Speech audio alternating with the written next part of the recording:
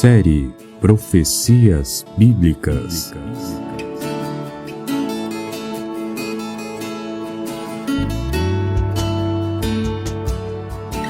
Assim, temos ainda mais firme a palavra dos profetas, e vocês farão bem se a ela prestarem atenção, como a uma candeia que brilha em lugar escuro, até que o dia clareie. 2 Pedro, capítulo 1, versículo 19. Estamos hoje apresentando mais um estudo da série Profecias Bíblicas. Hoje estaremos trazendo o 12º tema, Babilônia e suas filhas. Com certeza esses temas são temas assim bastante duros, nós entendemos, né? Mas é a verdade. E nós temos que falar a verdade, porque a verdade liberta. Pedimos que Deus dê a você graça, força e que você tenha condições de entender a vontade de Deus para nós, para a salvação, a verdade necessária para a salvação. Dando continuidade, irmãos, nós sempre damos o resumo do estudo anterior. E no estudo anterior nós estudamos o DNA da Igreja de Deus e o DNA da Igreja Católica Romana.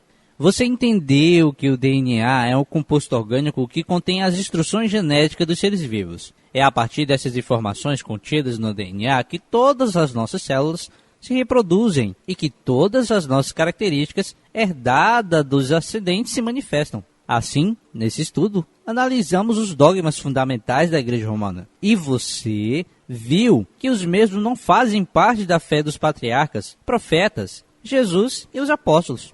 Acreditamos que ficou claro que a fé da Igreja Romana carrega de fato o DNA do paganismo romano. Trouxemos alguns registros históricos que mostram como se deu esse sincretismo. Fizemos um resumo buscando mostrar o DNA da Igreja de Deus.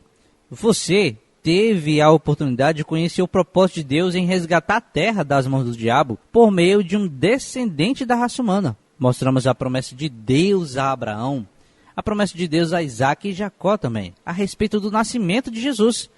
Moisés também falou que Jesus nasceria dos filhos de Israel, Jacó. Mostramos que os profetas anunciaram que Jesus nasceria da tribo de Judá. Assim, entendemos que a Igreja de Deus não pode ter uma fé divergente dos patriarcas Abraão, Isaac e Jacó e os profetas. Procuramos deixar claro que, de fato, Jesus Cristo é o alicerce da Igreja de Deus. Mostramos o testemunho do irmão Pedro, respondendo a uma pergunta de Jesus. O irmão Pedro disse: "Tu és o Cristo, o Filho do Deus vivo." A partir dessa confissão foi que Jesus disse sobre esta pedra: "Edificarei a minha igreja." A partir dessa afirmação, ele afirma ser a pedra. Você entendeu que não é possível sermos membros da família de Deus sem estar edificado no fundamento dos apóstolos e dos profetas, que é Jesus. Mostramos que a Igreja de Deus, o corpo de Cristo, tem Jesus como cabeça. Finalizamos com uma pequena exposição doutrinária, as quais os fundadores de igreja em nossos dias consideram doutrina dos judeus. Se você não ouviu este estudo, solicite e nós temos certeza que o seu entendimento será ampliado. Solicite o áudio. Hoje apresentaremos o tema Babilônia e suas filhas. Apocalipse, capítulo 17, verso 4 e 5. E a mulher estava vestida de púrpura e de escarlata, e adornada com ouro, e pedras preciosas e pérolas. E tinha na sua mão um cálice de ouro cheio das abominações e da imundícia da sua prostituição. E na sua testa estava escrito um nome: Mistério, a grande Babilônia, a mãe das prostituições e abominações da terra. Vestida de púrpura, a mulher. Mulher, em profecia, refere-se a uma igreja, é uma igreja, vestida de púrpura. Eu fui pesquisar um pouco a respeito desta questão púrpura e escarlata. Todos sabem que estas são as cores que prevalecem na Igreja Romana. Durante o Império Romano, apenas o imperador romano ele podia aparecer em público com um manto tingido de púrpura imperial. enquanto que os senadores imperiais estavam reservados apenas ao uso de uma barra púrpura na toga branca. No século I, Nero fez publicar um decreto. Ele publicou um decreto que dava a ele o direito exclusivo da cor púrpura. Carlos Magno e o restante dos imperadores do Sacro Império Romano continuaram a usar púrpura imperial, enquanto o restante dos reis europeus preferiram a tonalidade mais azul, denominada púrpura real. Essa pesquisa está em http://dererumundi.blogspot.com/2007/07, as cores púrpura. Na pesquisa que eu fui fazer, a púrpura significa poder. Era uma cor que destacava aquele que exercia o poder sobre os demais. Tudo que nós estudamos, então alguém quer se vestir de um jeito que se destaque, para que os outros saibam que ele é o chefão. A igreja cristã primitiva, que chama primitiva, eu coloquei entre aspas, porque a pesquisa diz primitiva, adotou muito dos símbolos do Império Romano. Ficou surpreso? Não, porque você escutou vários programas já que nós falamos, né? Incluindo a importância da escarlate, desta cor. A bandeira dos cruzados era uma cruz escarlate sobre um fundo branco, com escarlate indicando sangue e sacrifício. Por um decreto da igreja em 1295, cardeais da igreja, os segundos em autoridade ao Papa, depois do Papa aos cardeais, usavam vestes vermelhas, um mais perto da cor vermelha para o roxo. Roxo, assim, beirando o púrpura, né, dos imperadores bizantinos.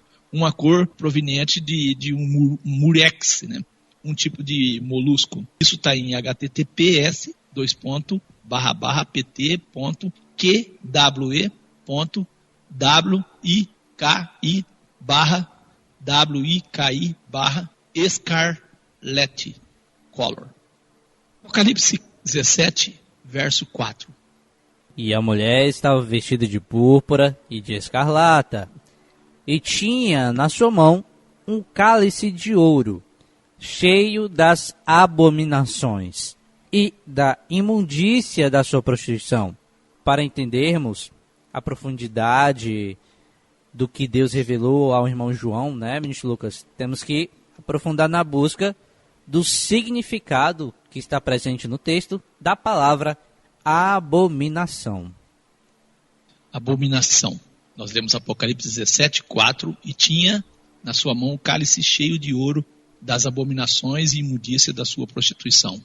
A abominação, coisa abominável, execrável, repulsiva. Abominação, ato ou efeito de abominar. Abominar, repulsa, aversão, execração.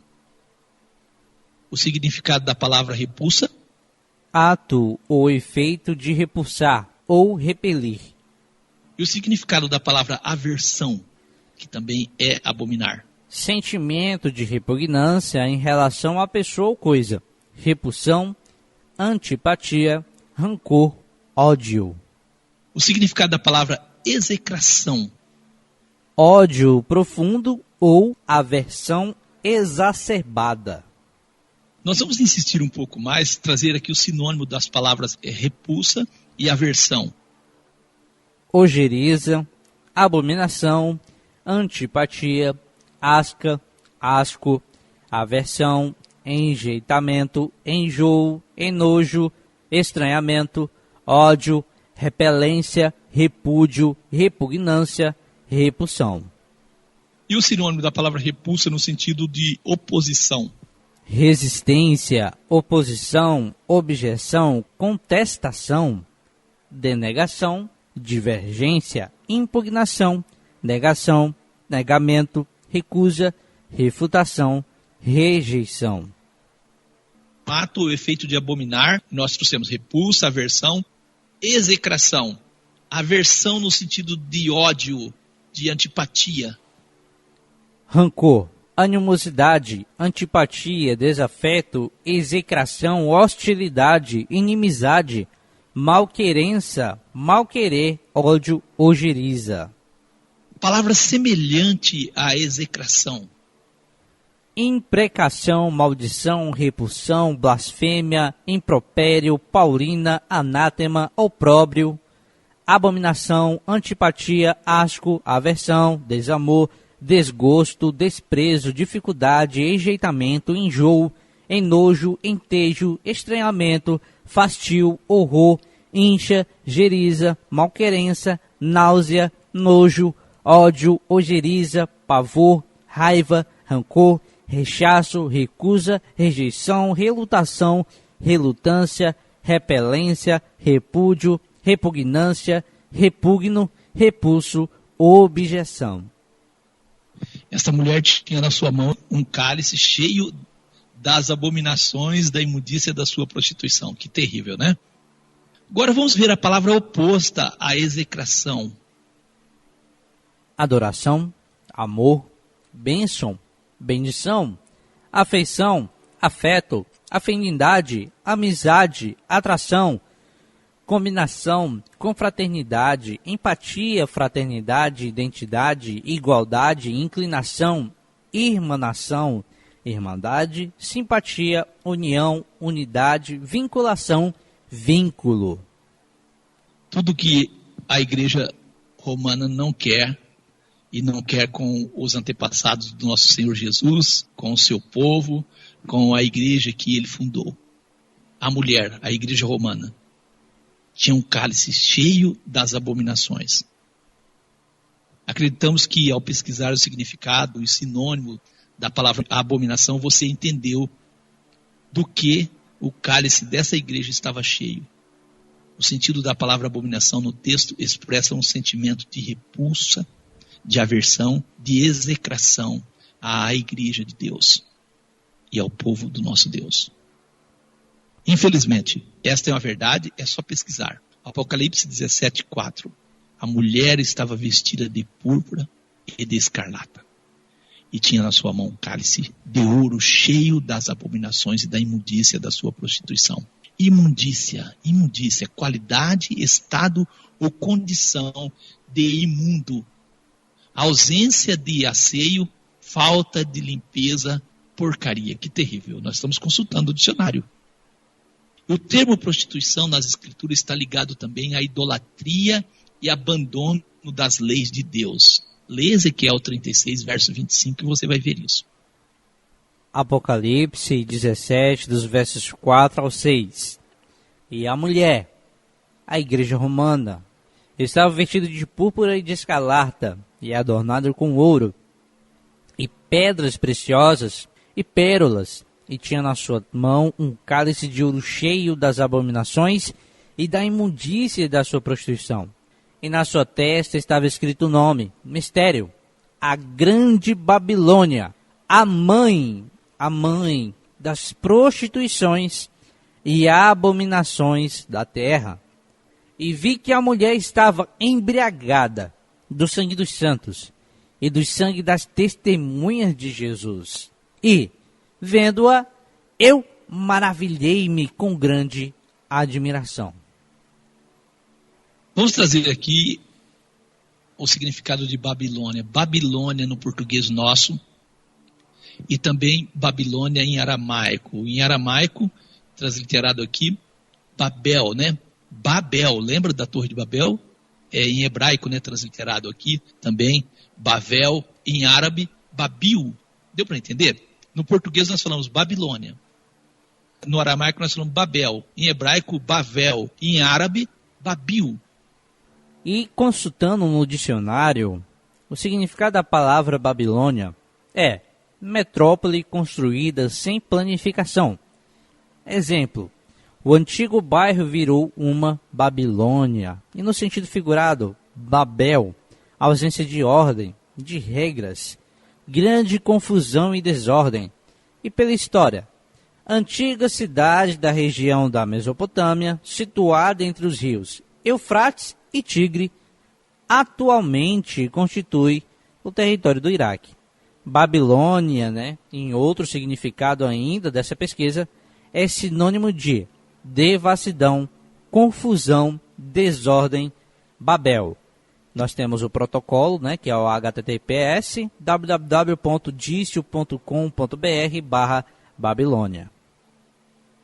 A palavra devassidão é qualidade, caráter ou procedimento de devasso, depravação de costumes, né? Libertinagem, licenciosidade.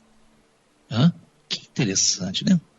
O nome Babilônia, ele traz um significado para nós de identificar mesmo confusão. Significado de confusão.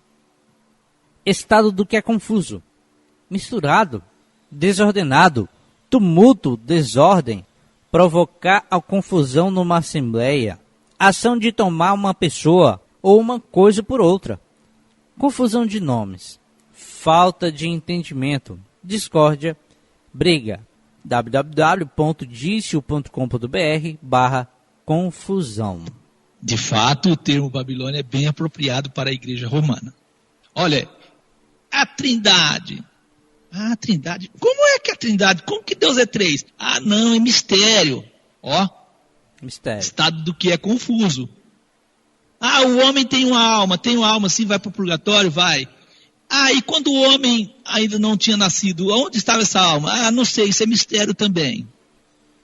O domingo é o dia do Senhor. Mas como o domingo é o dia do Senhor, se a Bíblia de vocês diz que é o sábado? Não, mas é o domingo. E vai indo por aí. Alguns exemplos para os nossos ouvintes ver que, de fato, o termo Babilônia é bem apropriado para a igreja romana. Vamos trazer aqui uma passagem bíblica que vai nos ajudar na identificação da origem do termo Babilônia. Isso agora dentro das Escrituras. Gênesis 11, verso 1 ao 4. E era toda a terra de uma mesma língua e de uma mesma fala. E aconteceu que, partindo eles do Oriente, acharam um vale na terra de Siná, e habitaram ali. E disseram uns aos outros: façamos tijolos, e queimemo-os bem. E foi-lhes o tijolo por pedra, e o betume por cal. E disseram: edifiquemos nós uma cidade, uma torre cujo cume toque nos céus, e façamos-nos um nome, para que não sejamos espalhados sobre a face de toda a terra. Então, assim como a terra era uma só língua, também houve um tempo que a crença no Deus Criador dos céus e da terra era uma única também. Assim como os homens desejavam ou desejaram construir uma cidade, eles tinham esse desejo, né? E uma torre com o intuito de dominar sobre os demais, né? Assim houve também um tempo, um momento na história, que os homens criaram a religião com a mesma finalidade que Babel. Gênesis 11, versos 5 ao 9, então desceu o Senhor para ver a cidade e a torre que os filhos dos homens estavam edificando. Eles estavam edificando uma cidade e uma torre. Olha o que o Senhor disse: eis que o povo é um, e todo tem uma mesma língua. E isto é o que começam a fazer. E agora não haverá restrição para tudo que eles intentarem fazer. Deus disse: desçamos, confundamos ali a sua língua, para que não entendam um a língua do outro. E assim o Senhor espalhou dali sobre a face de toda a terra, e cessaram de edificar a cidade. Por isso se chamou o seu nome Babel, porquanto ali confundiu o Senhor a língua de toda a terra. E dali espalhou o Senhor sobre a face de toda a terra. Assim como Deus não permitiu a construção da cidade, da Torre de Babel, do mesmo modo Deus não permitiu que os homens dominassem a terra por meio da religião falsa. A igreja romana, ela fez os projetos dela e achou que dominaria o mundo todo. Mas Deus não permitiu. Criou-se uma grande confusão no meio deles mesmo. Entenda como isso aconteceu. A construção da cidade, da torre, a Babel, foi interrompida, pois os edificadores não entendiam a língua do outro. E assim se deu com a intenção de dominar a terra por meio da igreja romana. Eles se confundiram. Um fala uma coisa, outro fala outro, mesmo com o uso da autoridade, dos imperadores, dos papas e até a morte aos seus opositores. Babilônia caiu, cessou a sua construção, parou sua construção e foram divididos em vários grupos. Nós vamos trazer alguns desses grupos para você ver mais à frente. Muitos se gabam com o imperador Giliard dizendo o seguinte: a igreja católica é uma só, por que existe um monte de igreja, sendo que a igreja católica é uma só? Foi a igreja que Deus deixou. Nós vamos mostrar nesse estudo que não é bem isso não. Provando que o termo, a grande prostituta, a grande Babilônia, a mulher vestida de púrpura e escarlate, a grande cidade a imagem da primeira besta fazem referência à Igreja Romana. Vamos provar isso. Ouça bem. Muitos estudiosos e teólogos concordam que estes termos referem à Igreja Romana. Quais termos? A mulher que está sentada sobre uma grande besta, sobre uma besta, Apocalipse 17:5. A grande Babilônia, Apocalipse 17:5. A mulher que está vestida de púrpura, Apocalipse 17:4. A grande prostituta, Apocalipse 17:1. Aquela com a qual prostituíram os reis da terra, Apocalipse 18:10. Aquela com que os mercadores da terra se enriqueceram, Apocalipse 18:3. Aquela que embriagou os habitantes da terra, Apocalipse 17:2. A cidade que a todas as nações deu a beber do vinho da sua prostituição, Apocalipse 14:8. A mulher que está embriagada com o sangue dos santos, Apocalipse 17:6. A mulher que está sentada sobre 7 montes, Apocalipse 17:9. Aquela que está sentada sobre muitas nações, Apocalipse 17:15. A grande cidade que reina sobre os reis da terra, Apocalipse 17:18. A imagem da primeira besta, Apocalipse capítulo 13 e 14. Aquela que negocia com almas de homens, Apocalipse 18:13. Aquela que faz com que as pessoas recebam um sinal da besta, Apocalipse 13, 16 e 17. Aquela que a todas as nações enganou com as suas feitiçarias, Apocalipse 18, verso 23. Aquela que nela se acha o sangue dos santos, Apocalipse 18, verso 24. Aquela que corrompeu a terra com suas prostituições, Apocalipse 19, verso 2. São muitas referências. Muitas. Um bom número de teólogos concordam, historiadores concordam. Há um poder religioso que se identifica com tudo isso que nós falamos. E para confirmar que de fato a grande Babilônia é a Igreja Romana, leiam Apocalipse 17, verso 3 ao 5. Vamos ler? O irmão João está dizendo: o anjo levou-me em espírito a um deserto. Vi uma mulher sentada sobre uma besta de cor de escarlata.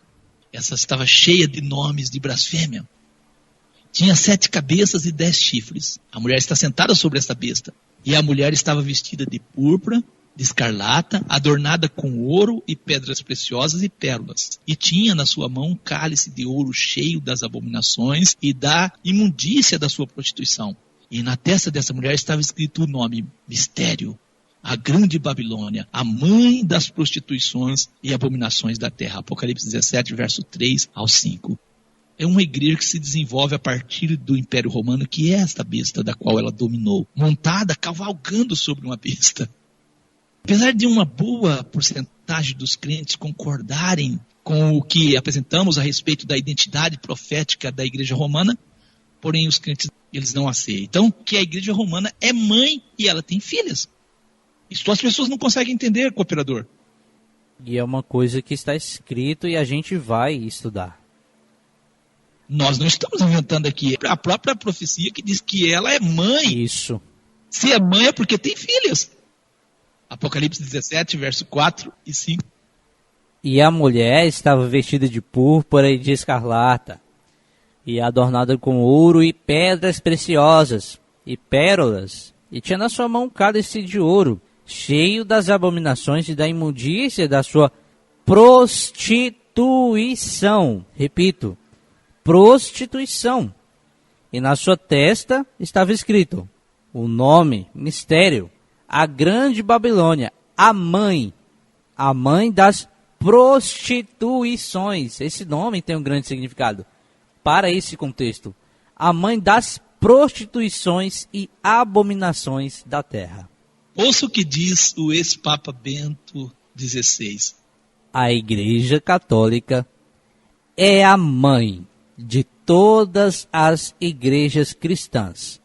Por isso, outras igrejas não devem ser consideradas irmãs da Igreja Católica. Isso oficialmente, Papa Bento XVI. Não deve ser considerada irmãs, mas mãe. Ele está falando, ele sabe que é mãe. Não somos nós que estamos falando. Sabe por que ele disse isso? Por que você acha que ele disse isso? Vamos ler um documento e você vai entender por quê. Vamos conferir o que diz o livreto da Igreja Católica, escrito pela Conferência Nacional dos Bispos do Brasil, o que é ecumenismo, página 14 e 15. A base da unidade dos cristãos é o batismo. Você sabia que a nossa igreja reconhece como válido o batismo de muitas igrejas? Isso nós estamos lendo o documento.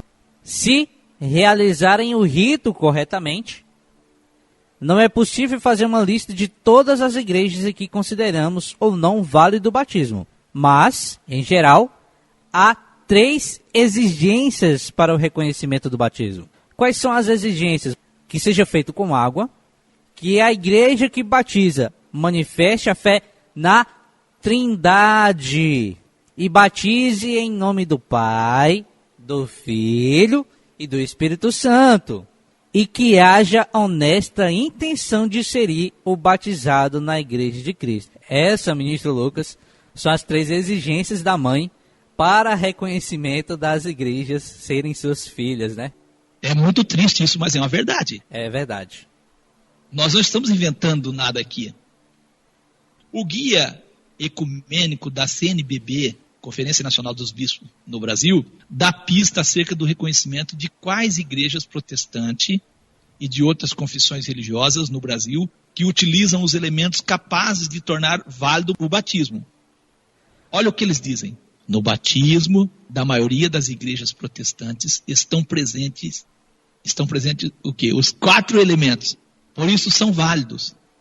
Está vendo? Por isso são válidos. Tanto que se não rebatiza o protestante que pede ingresso na igreja católica. Quando um protestante vai para a igreja católica, eles não rebatizam ele. Exceto quando há dúvidas em relação a um dos elementos. Quando então se batiza sob condição. Ou quando se sabe de antemão que um desses elementos era defeituoso. Olha o que eles dizem. É o caso das igrejas protestantes que batizam no nome do Senhor Jesus. Quando eles entram na igreja católica, esses fiéis devem ser batizados novamente. Viu? Então quem foi batizado em nome de Jesus, ao ir para a igreja católica, lá ele tem que ser batizado de novo. Mas quem é batizado em nome do Pai, do Filho e do Espírito Santo, e crê na doutrina da Trindade, não precisa ser batizado novamente ou rebatizado. Isso não é forte? É forte. Muitos estão unidos à mesma mãe. Isso é pesado, mas é verdade. O útero que os concebeu é o mesmo. Em nome do Pai, do Filho e do Espírito Santo. A igreja mãe é Roma. Foi ela quem criou o batismo trinitariano. Foi ela. O batismo na Trindade une a todos católicos e evangélicos. Você está assustado com essa fala minha, né? Mas não é minha. Esta fala não é minha. O batismo na Trindade une a todos católicos e evangélicos. Papa Francisco, quem falou isso. Ficou meio enraivado comigo, fique com o Papa. Foi ele que falou. O Bento XVI, quando ele ainda era cardeal, ele escreveu um livro. Fale um pouquinho sobre isso, cooperador. No livro Introdução ao Cristianismo, né, capítulo 2, página 81 e 82, pelo cardeal, né, conhecido como Bento XVI, mas o nome dele era Joseph Ratzinger, ele diz o seguinte: a fórmula básica de nossa profissão de fé teve sua formação durante o curso, olha quando teve a formação, durante o curso do 2º e 3º século, depois de Cristo, em conexão com a cerimônia do batismo. Até onde se pode relacionar sua origem, o texto vem da cidade de Roma, provavelmente durante o 2º século, e ainda mais no 3º. A originalidade da simples fórmula tríplice, ou seja, do batismo na Trindade. Então aqui ele está afirmando quando foi e da onde é sua originalidade. Ô, ministro Lucas, é forte. Não somos nós que estamos falando, né? Por outro lado, o irmão Pedro disse: arrependei-vos e cada um de vós seja batizados em nome do Senhor Jesus Cristo para perdão dos pecados, recebereis o dom do Espírito Santo. Atos 2:38. Aí vem a igreja dizendo ao contrário. E os crentes concordam. Concordam por quê? Que são batizados assim. Agora, essa gabação da igreja, que a igreja se gaba, nós somos uma só, e os evangélicos se dividiram em vários grupos, e que não sei o quê. A Igreja Católica também está dividida em vários grupos. Você sabia que a Igreja Católica é atualmente constituída por 24 igrejas autônomas? Você sabia disso? A Igreja Católica não se limita ao rito romano, ela é uma grande comunhão de 24 igrejas, sendo uma ocidental e 23 orientais. Vamos ler isso em pesquisa, pt.aletheia.org/2016/8/02. Você sabia que a Igreja Católica é constituída por 24 igrejas autônomas? Esse é o título da pesquisa, né? Vamos ler. O ramo ocidental é representado pela tradição latina da Igreja Católica Apostólica Romana. É chamado ocidental por conta da localização geográfica de Roma e não porque a sua presença se restringe a países do Ocidente. Na verdade, a Igreja Católica de rito romano está presente no mundo inteiro e tem dioceses em todos os continentes, de Portugal ao Japão, do Brasil à Rússia, de Angola à China, do Canadá à Nova Zelândia. E dando continuidade a essa pesquisa, as igrejas católicas orientais também têm fiéis espalhados pelo mundo, mas por razões históricas estão mais fortemente presentes nos lugares onde surgiram. Possuem tradições culturais, teológicas e litúrgicas diferentes, bem como estrutura e organização territorial própria. Mas professam a mesma e única doutrina e fé católica, mantendo-se, portanto, em comunhão completa entre si e com a Santa Sé. Todas as 24 igrejas que compõem a Igreja Católica são consideradas igrejas sui juris, ou seja, são autônomas. São autônomas para legislar de modo independente a respeito de seu rito e de sua disciplina, mas não a respeito dos dogmas que são universais e comuns a todas elas, e garantem a sua unidade de fé, formando na essência uma única Igreja Católica obediente ao Santo Padre, o Papa, que a todas preside na caridade. O documento ele segue dizendo: a legislação de cada igreja sui juris é estudada e aprovada pelo seu respectivo sínodo, ou seja, pela reunião dos seus bispos, sob a presidência do seu arcebispo maior ou patriarca. Então lá também tem o arcebispo maior e o patriarca, né? Por exemplo, a igreja melquita é presidida por um patriarca, enquanto a igreja grego-católica ucraniana por um arcebispo maior. O rebanho dos fiéis católicos de rito latino é guiado diretamente pelo Papa Francisco, bispo de Roma, que é também o líder de toda a grande comunhão da Igreja Católica em suas diversas tradições. Mas quais são, então, afinal, as igrejas sui juris que formam a Igreja Católica? Eis a impressionante lista. De rito ocidental, tradição litúrgica latina ou romana. Primeira, de rito latino, é a Igreja Católica Apostólica Romana, com sede em Roma. Vem de rito orientais e tradição litúrgica alexandrina. Quais são elas? Segunda Igreja Católica Copta, Patriarcado, sede no Cairo, Egito. Terceira Igreja Católica Etíope, Metropolitanato, sede em Addis Abeba, Etiópia. E a quarta Igreja Católica Eritreia, Metropolitanato, sede em Asmara, Eritreia. Essas são as de ritos orientais, tradição litúrgica alexandrina, Tradição litúrgica bizantina, minhas Lucas, Quinta, Igreja Greco-Católica Melquita, Patriarcado, sede em Damasco, Síria. A sexta Igreja Católica Bizantina Grega, Eparquia, sede em Atenas, Grécia. A sétima Igreja Católica Bizantina Ítalo-Albanesa, Eparquia, sede na Cilícia, Itália. A oitava Igreja Greco-Católica Ucraniana, arcebispo maior, sede em Kiev, Ucrânia. Temos mais dessa lista, não é isso? Sim, temos a nona Igreja Grego-Católica, Bielorrussa, também chamada Católica Bizantina. A 10ª Igreja Grego-Católica Russa, com sede em Novosibirsk, Rússia. Sim. A 11ª Igreja Grego-Católica Bulgara, Eparquia, com sede em Sofia, Bulgária. A 12ª Igreja Católica Bizantina Eslovaca, Metropolitanato, sede em Prešov, Eslováquia. E a 13ª Igreja Grego-Católico Húngara, né? Metropolitanato, sede em Nyíregyháza. É mais ou menos isso, né? Hungria. É isso. A 14ª Igreja Católica Bizantina da Croácia e Sérvia, eparquia, sede em Grizervice, Croácia, e Ruski, Kistur, Sérvia. E continuando de ritos orientais, nós temos a 15ª Igreja Greco-Católica Romena, Arcebispado Maior, sede em Blaj, Romênia. 16ª Igreja Católica Bizantina Rutena, Metropolitanato, sede em Pittsburgh, Estados Unidos. E a 17ª Igreja Católica Bizantina Albanesa, eparquia, sede em Fier, Albânia. Isso aqui é a tradição litúrgica bizantina, melhor dizendo, né?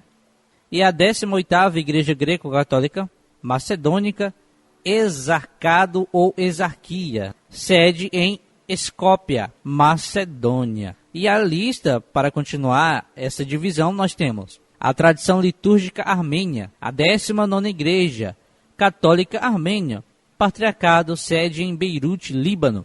A tradição litúrgica maronita, que é a 20ª Igreja Maronita, Patriarcado, sede em Biquerque, Líbano.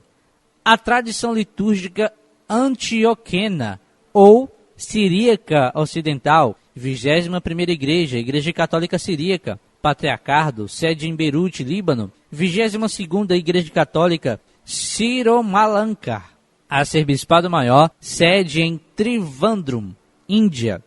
Tradição litúrgica caldeia ou siríaca oriental, 23ª Igreja Católica Caldeia, Patriarcado, sede em Bagdá, Iraque. E a 24ª Igreja Católica Sírio-Malabar, Arcebispado Maior, sede em Cochin, Índia. Essa pesquisa, repetindo a fonte, protocolo https://pt.aletheia.org/2016/08/02.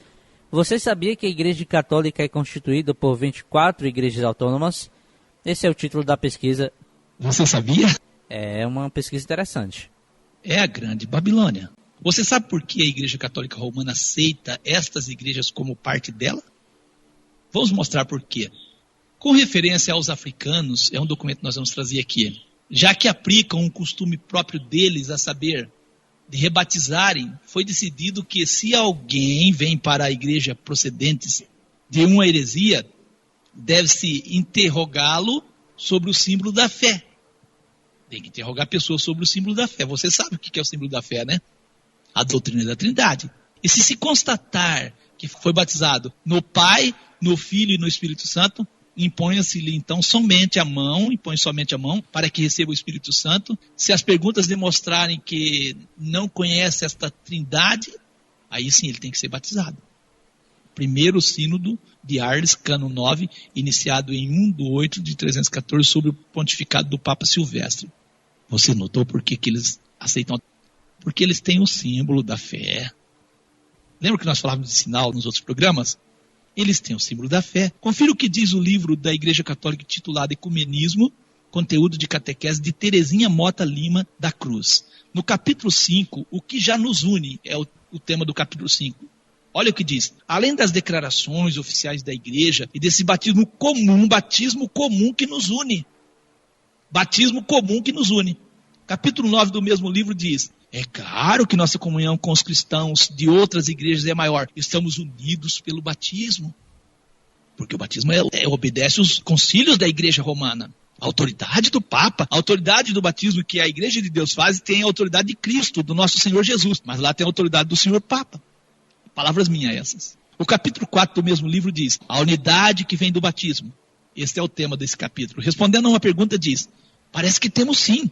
Pelo menos a nossa igreja reconhece como válido o batismo recebido em muitas igrejas evangélicas. O livro diz: a lista dessas igrejas você vai encontrar mais adiante. Olha o capítulo 4, na página 30, diz esse livro. Agora dê uma espiada nos quadros seguintes. Eles explicam em que igrejas existe ou não um batismo que nossa igreja considera válido, diz o livro. É considerado sempre válido, o livro diz, o batismo nas seguintes igrejas. Quais são essas igrejas? Olha só, querido ouvinte, nós vamos entrar em uma parte que vai chamar muito a atenção. Olha só. É considerado sempre válido o batismo nas seguintes igrejas que está nesse livro, né? Igrejas ocidentais ortodoxas, Igreja Veterocatólica, Igreja Episcopal do Brasil, ou seja, a anglicana, Igreja Evangélica de Confissão Luterana no Brasil, Igreja Evangélica Luterana do Brasil, Igreja Metodista. E o documento diz assim: é considerado válido o batismo destas outras igrejas, vai citar mais igrejas, quando foi feito direitinho, como manda o rito destas mesmas igrejas. Quais são elas? Igrejas presbiterianas, igrejas batistas, igrejas congregacionistas e, olha só, igrejas adventistas. E o livreto continua dizendo, a maioria das igrejas pentecostais, quais são elas? Assembleia de Deus, Congregação Cristã do Brasil, Igreja do Evangelho Quadrangular, Igreja Deus e Amor, o Brasil para Cristo, Exército da Salvação, que não costuma batizar, mas quando batiza, usa um rito válido, isso ao Exército da Salvação, né? E o documento ainda continua dizendo. Ainda no capítulo 4, na página 31, diz: o batismo é conferido com água, e a fórmula que indica o ato de batizar, em nome do Pai, do Filho e do Espírito Santo. Por isso é de maior importância para todos os discípulos de Cristo que o batismo seja ministrado desta maneira por todos. Olha só, que as diferentes igrejas e comunidades eclesiais chegue, tanto quanto possível, a um acordo sobre o seu significado e sua celebração válida. Isso está no livreto Ecumenismo, conteúdo de catequese de Terezinha Mota Lima da Cruz. Por isso é de maior importância para todos os discípulos de Cristo que o batismo seja ministrado. O batismo tem que ser ministrado desta maneira, por todos. Tem que fazer um acordo. Isso aí é ecumenismo. Tem crente que fala assim: eu não participo do ecumenismo, eu não quero receber o sinal da besta, eu não sei o que, eu não sei o que. Nós estamos trazendo aqui elementos para você ter noção do que você está falando. É verdade. Eu não aceito, eu não aceito. Já tem outros que inventam que o sinal da besta é a guarda do domingo que vai ser implantado na terra. Não existe nada disso. Enquanto abraça essas doutrinas que de fato é o sinal da besta. Eu pergunto, qual é a fórmula válida do batismo nas escrituras? O que afirmam os fundadores de igrejas hoje em nossos dias e por quê? A maioria dos fundadores de igreja concordam que a igreja católica já foi a igreja de Deus. E que depois de um tempo ela apostatou, ou seja, desviou da verdade. E por isso Deus levantou Lutero para reformar a igreja de Deus. Lutero é chamado por eles o grande reformador, olha só. A cada dia surge um novo reformador. Pergunto, querido ouvinte, baseado no que já vimos, a verdade é assim, o ministro Lucas? Nunca a verdade foi essa, né? Agora, por que eles afirmam isso? Porque eles sabem que eles vieram da igreja romana e para sair de lá eles só saem por meio de Lutero. É verdade. Isso. E aí se enquadra como a profecia diz, filhas, não é isso? Isso. Achando que essa igreja já foi verdadeira e que ela apostatou em algum momento, assim eles... Não, nós não saímos da apostasia. Ela apostatou, mas nós não. Deus levantou Lutero. Mas eu pergunto, Lutero tem alguma coisa a ver com a doutrina bíblica que os nossos irmãos os apóstolos defenderam? E Jesus pregou? Não. Não tem nada a ver. Lutero tem tudo a ver com a igreja católica. A pergunta é, Lutero foi batizado por um irmão que pertencia ao ministério de Cristo ou foi batizado por alguém que veio de uma igreja romana e que não tinha origem nenhuma, doutrinária, e que desviou-se, apostatou de toda a fé da igreja de Deus? Quem deu o ministério a Lutero? Foi os papas ou Jesus ou um apóstolo de Jesus? Os papas. E aí vai surgindo críticas. Tem um site de apologia católica, o nome da pessoa que mantém esse site é Anderson. Ele disse assim, olha o que ele disse. Diz o protestante que Lutero foi um anjo. Outros dizem que foi o escolhido por Deus para consertar o que estava errado na igreja. Todavia, sabemos que a maioria não permaneceu com o anjo enviado e ungido de Deus. Se Deus levantou Lutero para consertar os erros da grande Babilônia, Porque a maior parte dos protestantes continuam fazendo a reforma que Deus já teria feito. Acaso Deus cometeu falhas na sua reforma? É a pergunta que ele faz. O autor é Anderson Silva, com colaboração de V. de Carvalho. Ainda continuando, o site Apologia Católica, Anderson disse: sabendo que o Espírito Santo não se divide, perguntamos, por que tantas igrejas protestantes com tantas doutrinas divergentes entre si, se todos contam com a assistência do mesmo Espírito Santo em suas interpretações?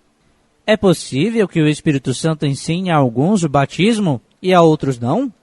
É possível que o Espírito Santo sopre no ouvido de alguém que o divórcio é lícito e para outro diga o contrário? Todos são infalíveis. Basta um protestante discordar do outro que já surge o embrião de uma nova denominação. Disse o autor Anderson Silva, com a colaboração de V. de Carvalho.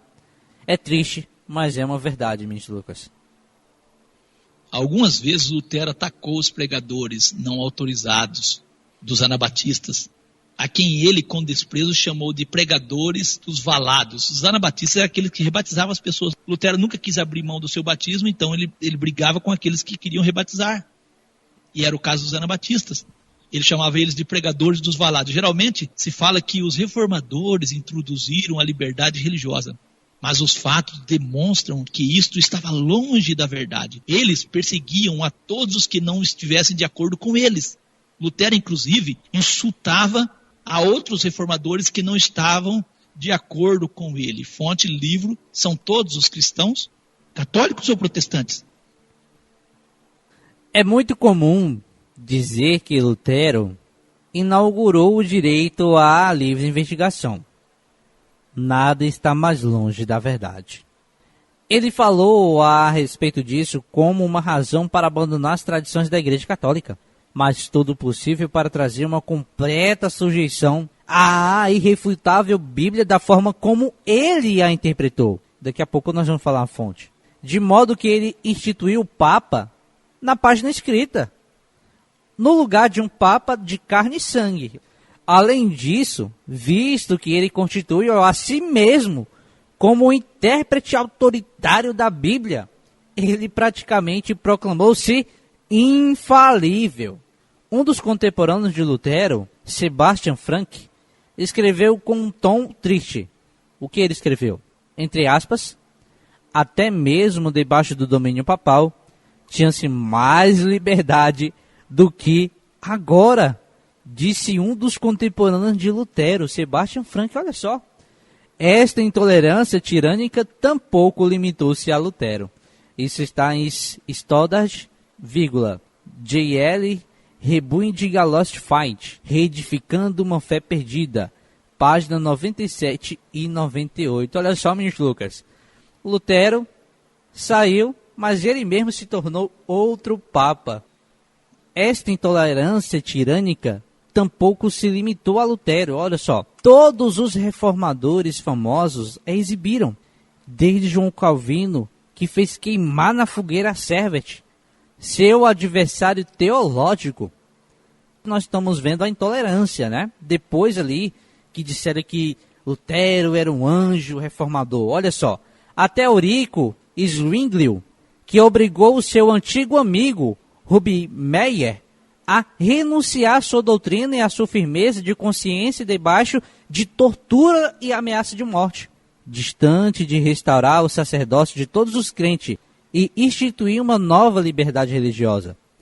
Todos os reformadores famosos trataram de impor as suas próprias interpretações por meio da força e por intimidar os seus adversários mediante ameaça para que guardassem silêncio.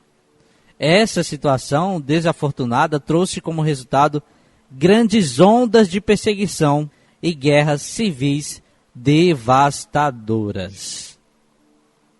Em 12 de novembro de 1979, na sede da Igreja Evangélica de Confissão Luterana no Brasil, foi assinado um texto de reconhecimento oficial bilateral desse batismo com a Igreja Católica.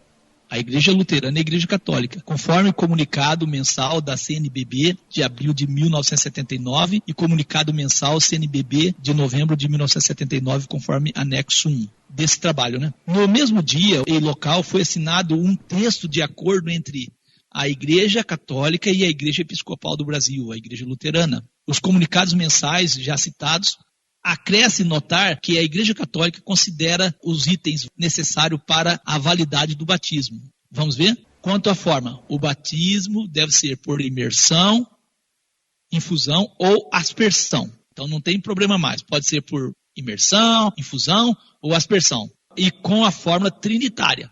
Esse foi o acordo que eles fizeram. Quanto à fé e à intenção, a fé do ministro não pode invalidar o batismo.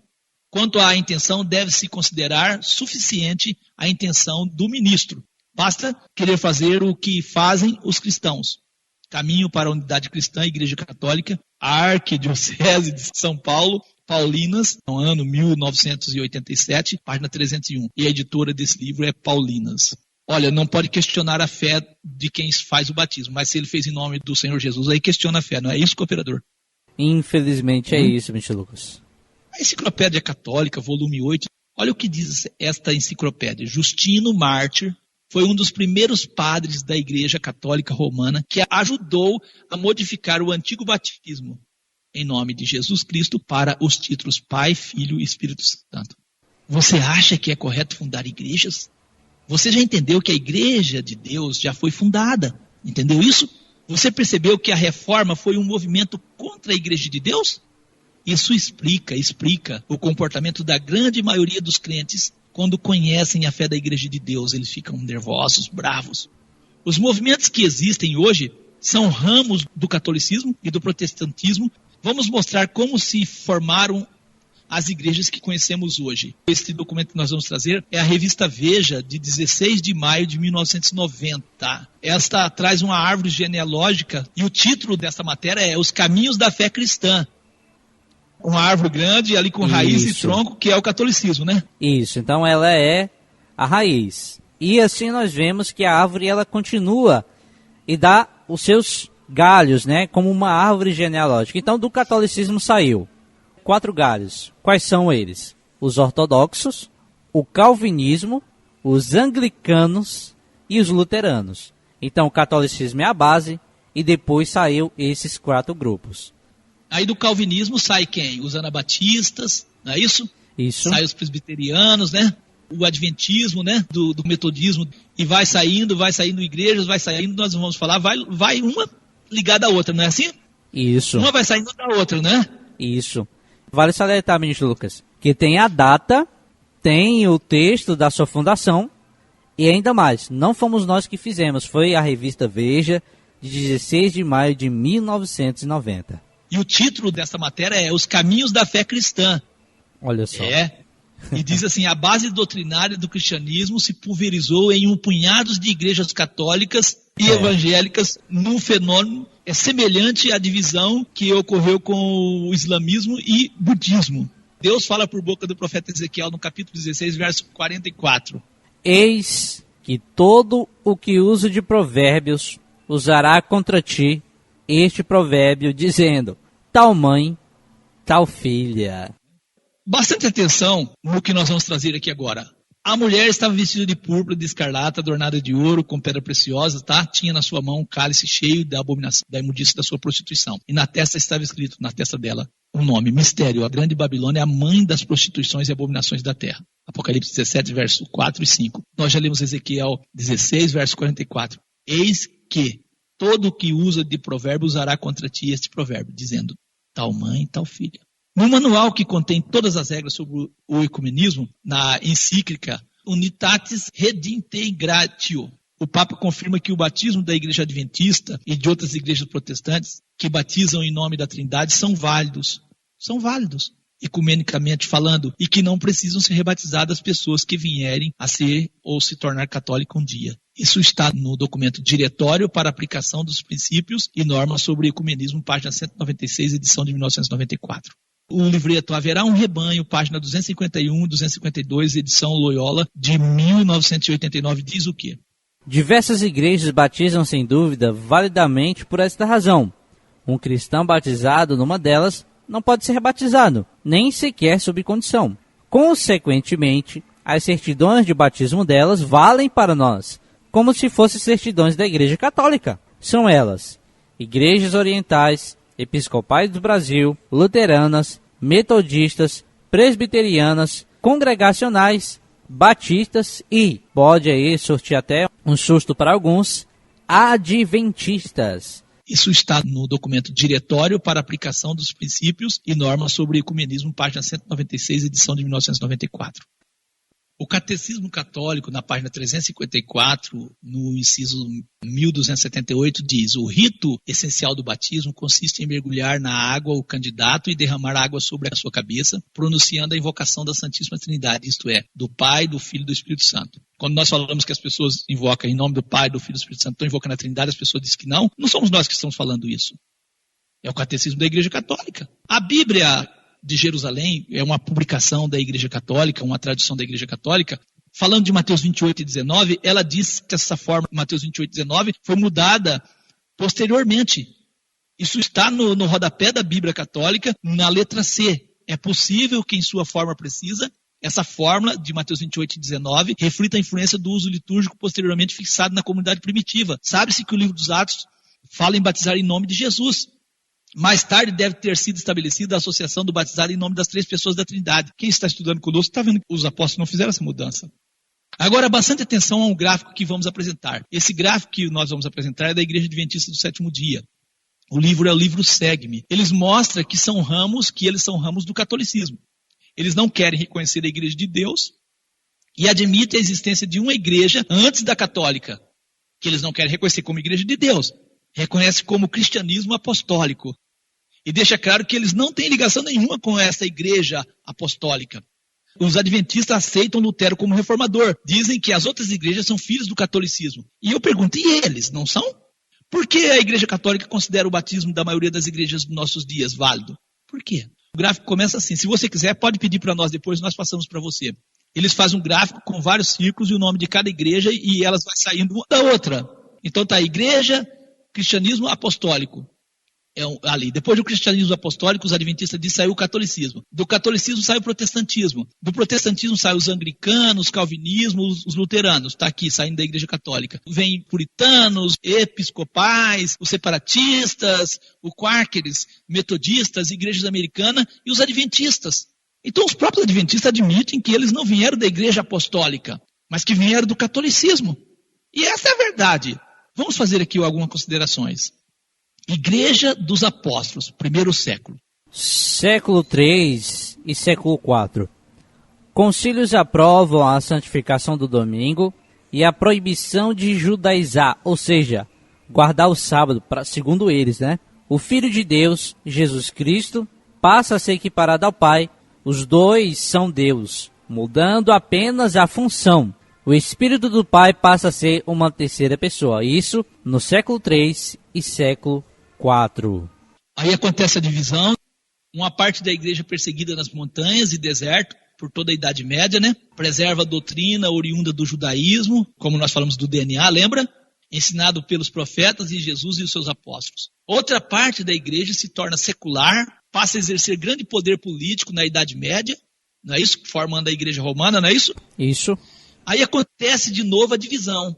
Protestantismo no século XVI, igreja dominante impõe mais perseguição que a Igreja Católica, não é isso? Isso. E essa igreja que impõe perseguição ainda preserva a doutrina oriunda da filosofia grego e latina, trazendo esse DNA, E o protestantismo, ali no século XVI, depois surgem várias igrejas no século XIX e XX, evangélicas e pentecostais, Aí lá na frente eles descobrem algumas doutrinas equivocadas da igreja mãe, mas ainda guarda a essência doutrinária romana, trindade, domingo, imortalidade da alma, céu como morada. E assim. E aí vem a nossa pergunta. Onde estava a Igreja de Deus quando parte dela se apostatou da sã doutrina no século III? Ou melhor dizendo, no terceiro século, Onde estava a Igreja de Deus durante a chamada Idade Escura, 538 a 1778? Onde estava a Igreja de Deus quando Martinho Lutero se levantou contra o clero?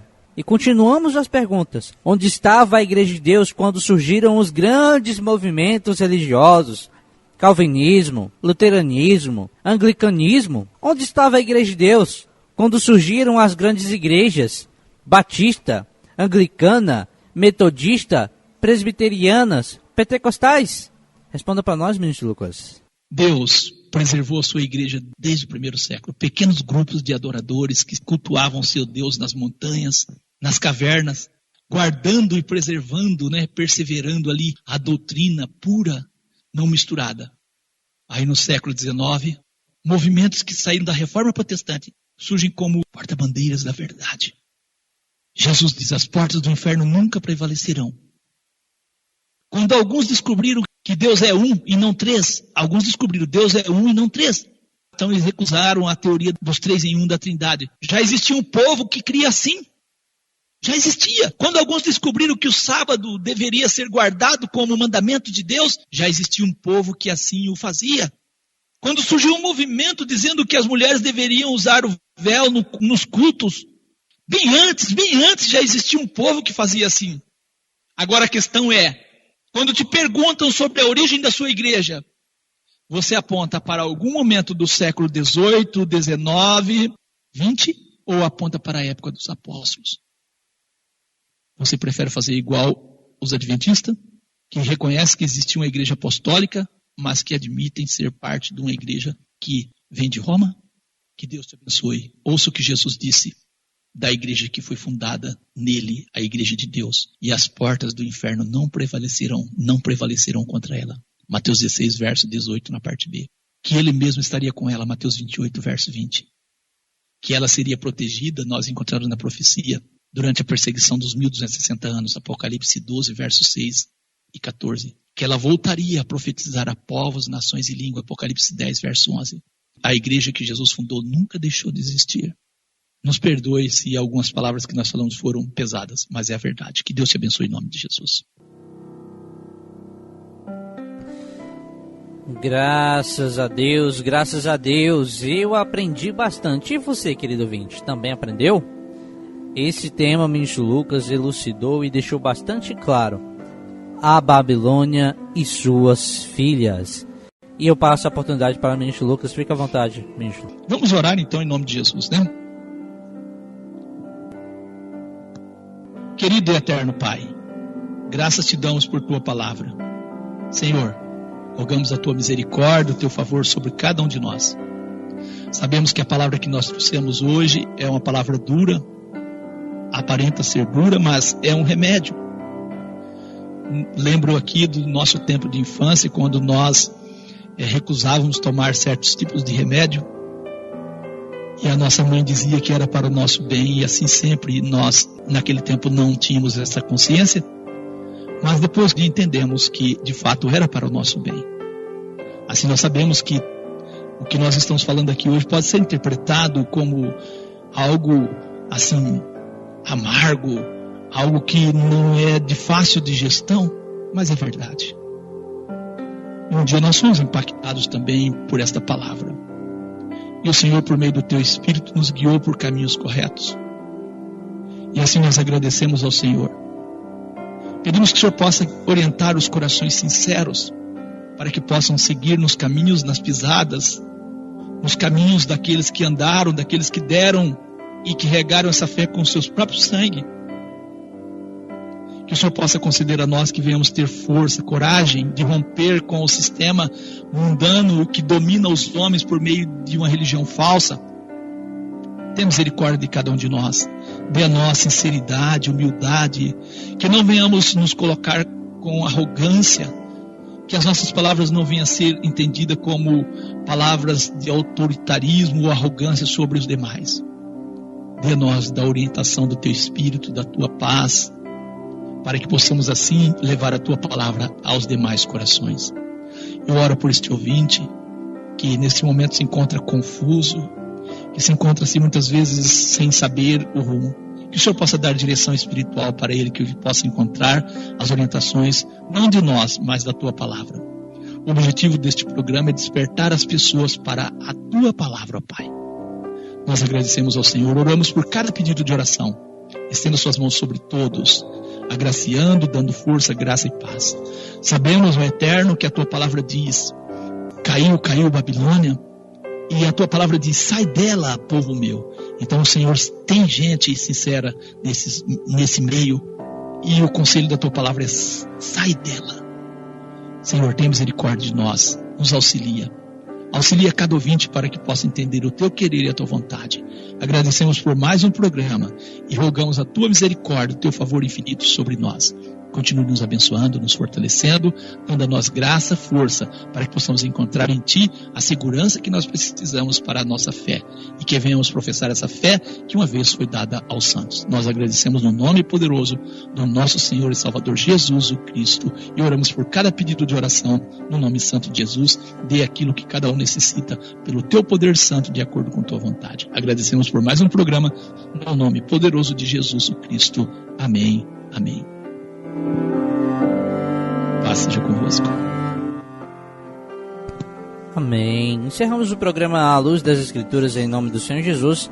Que a paz esteja com todos.